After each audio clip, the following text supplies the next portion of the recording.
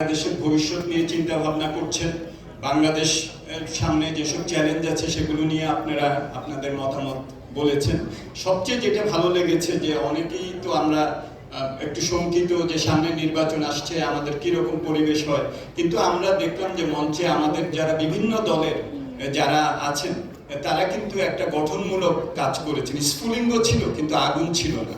আমরা তো এটাই চাই, সমালোচনা থাকবে, গঠনমূলক সমালোচনা থাকবে, কিন্তু সেটা যাতে এমন কোনো জায়গায় না যায় যাতে করে দেশে এক ধরনের একটা পরিস্থিতি সৃষ্টি হয় যেটা আমাদের যা অর্জন সে অর্জনটাকে আবার বিসর্জনে না দিয়ে দেয়।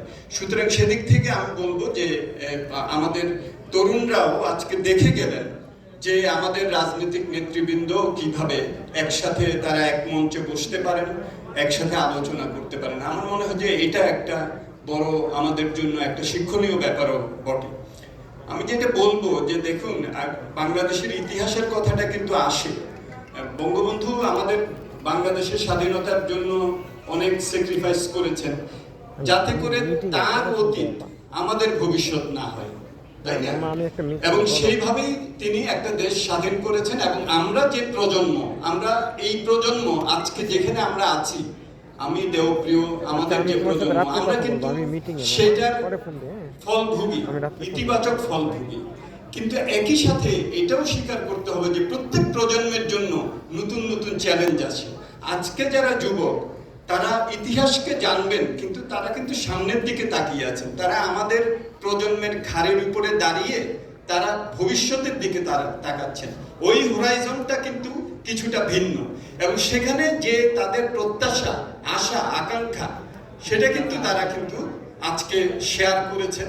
আজকে একটা কথা অনেকবার অনেকেই বলেছেন যে গ্লাস হাফ ফুল আর গ্লাস হাফ এমটি। হ্যাঁ, দেবপ্রিয় ঠাট্টা করে বললেন যে যদি গ্লাসটাকে ছোট করে দেওয়া হয় তাহলে ওটা ফুল হয়ে যাবে। আমি একটু অন্যভাবে দেখি। আমি যেটা দেখি সেটা হলো যে গ্লাসটি হাফ ফুল না হাফ এমটি, এটা আপনি বুঝতে পারবেন আপনি যদি গ্লাসটা থেকে পানি খেতে থাকেন, নিঃশেষিত করতে থাকেন, তাহলে আপনার হাফ এমটি মনে হবে। আর আপনি যদি গ্লাসে যদি পানি ঢালতে থাকেন, এটা আস্তে আস্তে ফুলের দিকে যাবে। এখন প্রশ্নটা হলো যে আমরা আমাদের নতুন প্রজন্মের জন্য ওই ধরনের কোন আমরা উদাহরণ দিয়ে যাচ্ছি কিনা, যাতে করে তারা বুঝতে পারে যে না, এটা একটা ইতিবাচকতার দিকে যাচ্ছে, গ্লাসটা আস্তে আস্তে হাফ ফুল থেকে ফুল হয়ে যাবে। এই যে আশা, এটা আমরা দিতে পারছি কিনা, এটা কিন্তু একটা বড় জিনিস।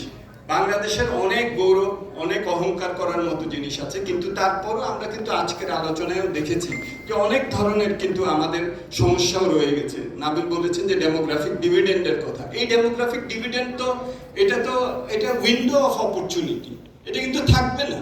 আমাদের অলরেডি যখন আমরা 30 বছর বলতাম ডেমোগ্রাফিক ডিভিডেন্ড, ওইটা থেকে কিন্তু 10-15 বছর চলে গেছে অলরেডি। সুতরাং সেখানে আমাদের কিন্তু চিন্তা করতে হবে যে আমরা এটাকে কিভাবে কাজে লাগাতে পারি। আমাদের দেশের অনেক অর্জন হয়েছে, কিন্তু নতুন প্রজন্মের কাছে কিন্তু এটা অন্যভাবে। ডিজিটাল সিকিউরিটি আইনের কথা তারা বলেছেন, যেটা নাকি টিটু বলেছেন যে একটা মেয়েকে হয়তো সেটা দিয়ে যদি কেউ যদি হ্যারাস করে, তো তাহলে তো এটা আমাকে ব্যবহার করতে হবে।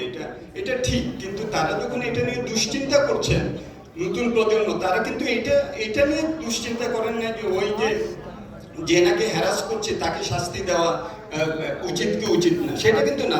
সবাই বলবেন যে তাকে শাস্তি দেওয়া উচিত, কিন্তু এটার অপব্যবহার হবে কিনা এটা নিয়ে কিন্তু তাদের দুশ্চিন্তা।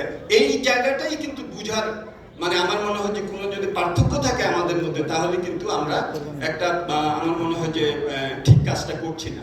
সুতরাং এই যে দেখেন, আমরা এখানে যারা আছি, আমরা তো মানে এটা তো সিটিজেন প্ল্যাটফর্ম, যেটা নাকি দেবপ্রিয় যেটার একটা আহ্বায়ক, সেখানে একটা কথা আছে, লিভ নো ওয়ান বিহাইন্ড, কাউকে পেছনে রাখা যাবে না।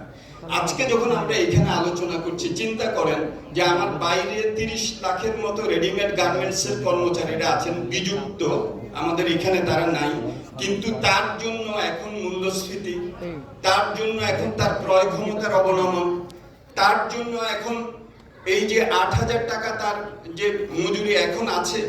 বাংলাদেশে তো গড় আয় 4 জনের একটা পরিবারের গড় আয় 1 লক্ষ টাকা।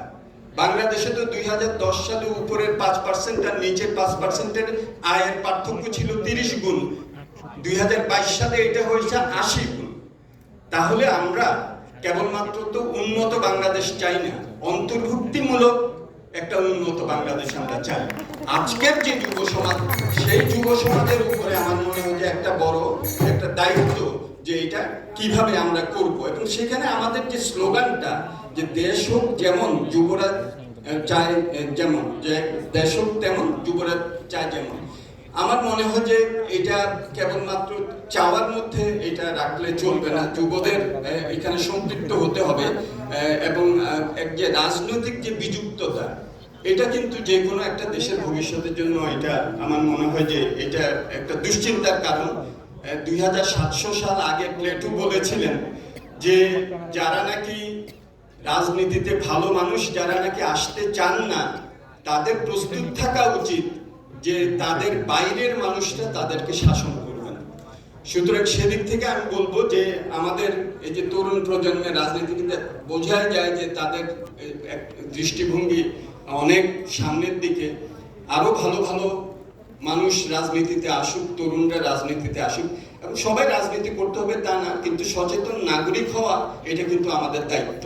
আমার মনে হয় যে সেইটা যদি আমরা এখান থেকে আমরা নিয়ে যেতে পারি, যে আমরা সচেতনতার সাথে আমাদের দায়িত্ব পালন করব। কেবলমাত্র আমরা কি রকম বাংলাদেশ চাই সেটা না, আমাদেরকেও সক্রিয় অবদান রাখতে হবে সেই ধরনের বাংলাদেশ বিনির্মাণে। সেই আশা, প্রত্যাশা, প্রত্যয় ব্যক্ত করে আমি আমার বক্তব্য শেষ করছি। আপনাদের সবাইকে ধন্যবাদ। অনেক অনেক অনেক